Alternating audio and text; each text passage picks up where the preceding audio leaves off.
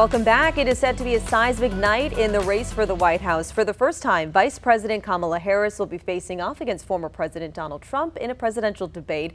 The showdown is set for 9 p.m. on ABC News. There will be no live audience or opening statements, but how about this? The millions watching will be monitoring every response and exchange between the candidates. That includes many around Maine, including in Congressional District 2. When electoral vote is up for grabs. Joining us right now are two lawmakers sitting on either side of the aisle in our state, a Democratic State Senator for Cumberland, Mattie Daughtry, and Republican State Senator for York, Matt Harrington. Thank you both so much for joining us this morning. Thank you for having us. Of course. It's a very, very big night. Senator Daughtry, maybe we could start by, what are you looking to hear tonight? I'm really excited to hear Vice President Harris and really see the chart that she's plotting for our nation to really move us forward and take that energy that we've seen since she became the top of the ticket and really translate that into what it's going to mean for not only our state, but for our entire nation. And same question for you, Senator Harrington. I'm really looking forward to hearing also Kamala Harris's standpoints. I mean, we haven't really heard a lot from her since in the last 50 days since she was anointed the nominee. We have not heard from her really at all. She has not really answered a whole lot of questions, so I'm anxious to hear some of those questions be answered tonight.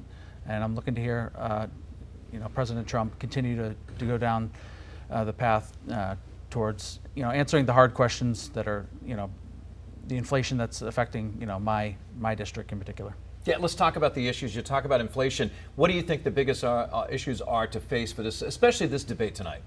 Absolutely. I think it's clear that what everyone's thinking about, regardless of whether you're a Democrat or a Republican, is which candidate is going to be looking out for you. And that means, what the bottom line is, how it's going to impact everything from our economy to small businesses to people's access to, their own civil liberties, strengthening our democracy, reproductive freedom. What does it mean for each individual Mainer and American?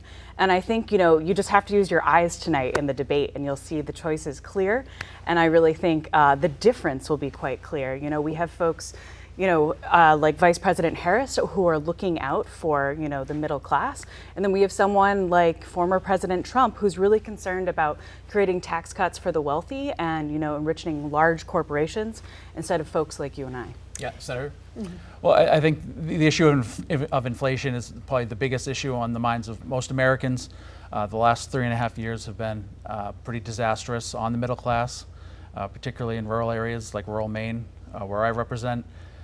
So I think we're going to hear more from his platform, which I think resonates with more, middle class voters than Kamala's. New polls show the race is very tight with no clear leader. So how pivotal do you expect the outcome of the debate to be? I think it's going to be crucial. I mean, we saw what the last debate did. And I think what people are really looking to see is in this moment, these two candidates, who can they trust to be the person at the helm of this country? I think you look at someone like a convicted criminal like Trump versus someone who has spent their entire life in public service trying to not only better her home community and her home state, and has now been doing that on the world stage as our vice president. So I think it's absolutely crucial. Yeah, and you as well. Yeah, I think it's absolutely critical. I think, the vice president has had 3.5 years. She's making a lot of promises that she's had 3.5 years to address. She has not. She's instituted policies that have led to this, record inflation. She's proposing policies that'll send our economy back into the 1970s. And I think those policies are reckless. And if I can just counter that really quickly, I think the big difference, someone like myself who is a small business owner, and I'm looking at both of their platforms, and I look at what Governor Walz and Vice President Harris actually unveiled, right next door in New Hampshire, and what it would mean for small businesses. I'm seeing something that's going to cut red tape and reduce costs for folks like myself. And if we look at the backbone of our economy, especially here in Maine, it's small businesses. And I've not been hearing anything out of, the Trump campaign about what they're going to do for folks like myself, people who maybe have 4 or 5 people on their payroll, not someone who's sitting in a large international conglomerate with hundreds of thousands of employees and trying to figure out how they can line their pockets instead of looking out for you and I. This is such a close election where if you look at the electoral maps, when you can actually go on somebody's websites and put in the colors, red or blue, this honestly could come down to either the one electoral vote in Nebraska or one of the electoral votes in Maine, especially with your district, in northern Maine at least. Let's talk about northern Maine, how important this is for the folks in northern Maine, that it could come down to this, the one electoral vote. It could be 269, who knows, but how important Maine could play a part in this election. Starting with you, Senator. Well, I think I would look at one of her policies immediately off the bat, the electrical vehicle mandate. I think we just went through that in the Maine legislature. I think that was a devastating proposal at the state level. Vice President Harris is proposing this and pushing for it on a national level that would devastate rural Maine. So that's just one area that I think Mainers are not going to agree with. I mean, I think one thing Senator Harrington and I can agree on is that we both think Maine is pretty special, and I'm very excited to see that Maine can be a center stage in this presidential election. I do think, when you're thinking about what resonates with not only our state, but folks in the 2nd Congressional District, I don't think it's about gotcha sort of policies of linking things to electrical vehicles. It's about what it means to everyone's bottom line and their individual, wallets. And I think the difference is clear. I think people will be excited tonight to see sort of hopefully some fact checking and really holding up the difference between, Trump's extremist agenda and the vision of, optimism and a path forward that we're seeing under Vice President Harris. I think another thing that really I've heard resonating as we're out on the trail is how many Republicans and independents are actually standing behind the Vice President and really gaining that enthusiasm and making it bigger than just a Democratic movement.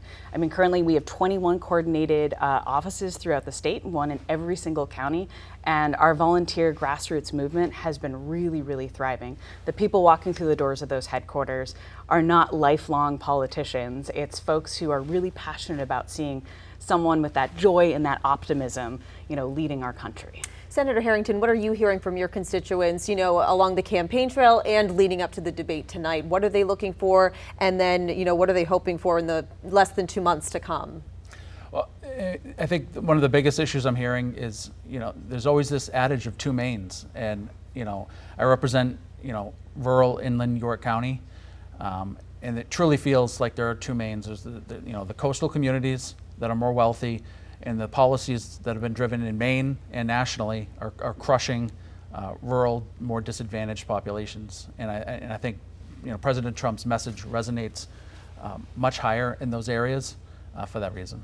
Yeah, I mean, we're less than 2 months away from the election, and I looked at the latest polls on PBS. One says 2/3 of Americans are going to be watching the debate tonight. Yeah. And then when you look at the other, then 6 to 8% of voters out there in the battleground states are still undecided. What's going to push that little meter to the right or the left tonight, you guys both think, starting with you, Senator? Well, I think if you look at, the polling indicates that inflation, crime, and the border are the biggest issues facing the people of this country. I think you're going to see the Democrat side try to make this about emotional social issues, but the reality is people are feeling it in their pocketbooks the most. Crime is through the roof. I think we have a vice presidential candidate who allowed Minneapolis to burn. I think we have a presidential candidate who literally bailed violent offenders out of jail. And I don't think that message resonates, especially with those people who are directly affected by that. I think, we're going to keep hearing the same old tired playbook out of the Trump campaign, trying to get Americans to focus on things, that have been proven to not be true, or on large international issues that are using fear to divide Americans instead of bringing us together. We hear them bring up the economy and inflation time and time again, but I'm not seeing those policies. I'm not seeing that roadmap that we're seeing out of the Harris-Walz ticket of actually putting forward those policies that'll make a difference. And I have to say, it breaks my heart when we talk about the two Maines. For me, there is one Maine. It doesn't matter whether we're talking about Wallagrass, Lebec, or Kittery. We need someone who is our president, who is looking out for the entire state and doing everything they can to bring us together and instead of dividing us. And it's clear from what we've been seeing from the, extreme conservative agenda, it's not about building that consistency, and it's not about building that consensus, which is exactly the type of leader that Vice President Harris will be. Will you both be tuning in tonight? Absolutely. Absolutely. All right, and we'll, of course, have a full recap tomorrow morning, first thing on Good Day Maine. Yeah, it should be interesting on how this debate moves the meter in one direction or the other. So again, less than 2 months to go. Yeah. Thank you both so much for your time this morning and insight. We really appreciate it. Thank you so much.